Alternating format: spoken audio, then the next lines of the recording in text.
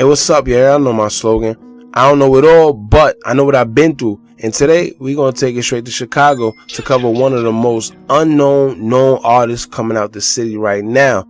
That's right. We're going to cover the truth about FYNDEE BOYY. And before we get into it, no, this wasn't a requested video, but I like doing videos on guys who aren't known, but either on the grind or got potential instead of waiting for them to blow up like most YouTubers.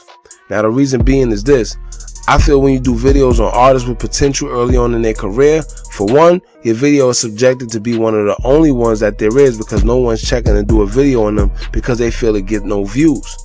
And number two, the video also grows with the artist, so when they actually do blow, your video is already in circulation and it's more likely to be seen by their fans. Alright, now at least that's an organic way to do it for me. But the only problem with that is you may have to do a lot more research than your average artist. It is what it is. It comes with the territory. So without prolonging it any longer, let's get straight into it. Now, FYNDEE BOYY. This one is a little weird because there's literally no credible information regarding him and what he says. Now, what I mean about that is FYNDEE BOYY don't rep no gang, but he said in the interview that he's from Paxtown 70th in Crandon. But I've seen him go live with dudes in that same area that they say that he's from. And it seems like they don't even mess with him either. And it's kind of giving me weird vibes how they were speaking to each other. I get the notion that FYNDEE really knows how they get down and he didn't want to jeopardize anything by saying anything funny or crazy. And I don't know. But this is why his ops call him No Block, because he been beefing with O Block. So in return, they just call him No Block. I ain't gonna lie, that's kind of funny. But before I get into all that, right? For those that don't know who FYNDEE BOYY is, he kind of came out of nowhere. Now, he's not even FBG or even affiliated with them in any way. But as soon as FBG Duck died, he came out with a few songs dissing any and everybody who was accused or he felt had something to do with his death. Now, he pretty much just took on all of Duck's problems out the blue.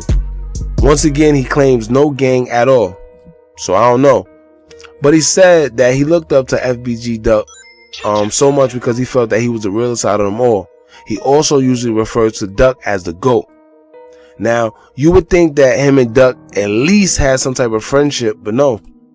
He claims that he only met Duck one time in the studio where they mutually recorded at, and Duck gave him some weed after seeing how small of a portion that he had. And from that day, he says that he had a lot of respect for him. So it is what it is.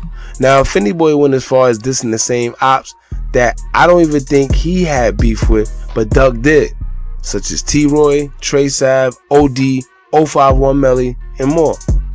Now, more surprisingly than them all, he has even dissed Fredo Santana.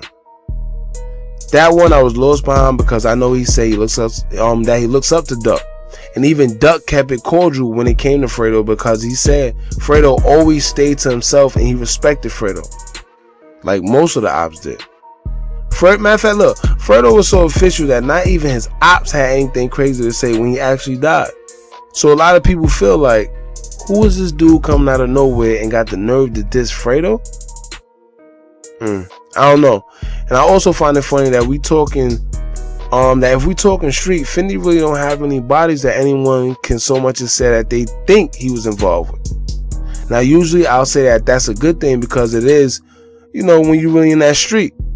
But in this case, I think it's more so working against him because everybody wondering how he's dissing dead ops that he never even had beef with. And on top of that, no one ever even seen him outside. And ironically, almost all his songs are straight dissing ops. From We Been BDK, OTFK, Nah For Real BDK, and Dead Bees remix. Y'all know what I mean when I say Dead Bees. Right? Now, other than Duck, he also makes it known that he was a heavy fan of Lil Jojo and feels that if Jojo was still here, he'll be past all these other guys who made it. He's even went as far as saying that he's going to keep Lil Jojo's name alive and going to take his place as well as keep the BDK movement going. Now, those are heavy words. Now, for y'all that don't know who Lil Jojo is, back in September 5th, 2012, he was killed after a car pulled up and shot him in the back while he was on a bike around 7:30 p.m. Allegedly, people kept correlating Lil Reese with his death because earlier that day, him and JoJo had a run-in with each other as JoJo would pull up on Lil Reese and taunt him and recorded him as he did so. So JoJo been going back and forth with Chief Keef as well, and he led the whole BDK movement against the whole O Block and a few others. So for those that didn't know who JoJo was, I gave you a little backstory. Now as far as FYNDEE Boy, he started gaining a lot of clout after FBG Duck died because he would remix Duck's last known song, Dead Bees, where he's talking about all the dead ops. Now, when asked about the song, FYNDEE agrees that the song got him the most clout he's ever received from his music, and later says that he wasn't even going to record it until he heard Breezy 600 diss the Duck as soon as he was killed. Now he felt someone had to speak up, so he did the remix of the song, dissing all the Duck's ops, and he said he gonna be standing on whatever he said, and it is what it is. Now currently on YouTube, the audio has over 550,000 views, and it's only been up since August 10th. Now, you know, I ain't gonna lie, that's something to brag about. But listen, now let me say this. I see what he's trying to do, but honestly, I think he's going about it the wrong way. He looks real young, and this is the problem that the streets are facing. People are wanting to be famous at any given cost. Any given cost. Here it is, this dude dissing ops that he don't even have problems with, and don't even be around the people that has problems with them, but yet he feels it's his duty to diss those dead ops. All because the videos or music is getting a lot of views. Listen, let me tell y'all this.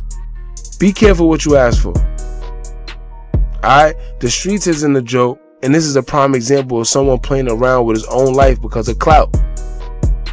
As I watch his interviews, I could tell he don't really mean what he say at all, man. I could tell that he's just enjoying the clout that comes with it. But understand that these dead homies you dissing have people who ready to die over them when it comes to the disrespect. He don't look like he want to go to jail about what he say. And he don't look like he ready to die behind what he say either. I mean, he's all on IG Live every chance he get, talking with his ops, or just enjoying like all the clout, bro. Like I said, I don't know, man.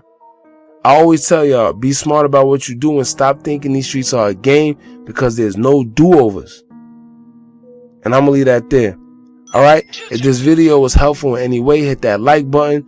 Don't forget to like, comment, share, and subscribe. Hit the bell so you're notified every time I drop new content. Don't forget that I'm giving away $50 via Cash App, PayPal, Zelle to the 300 subscriber. And remember, as long as you guys keep watching, I'm going to keep dropping, and I'm out.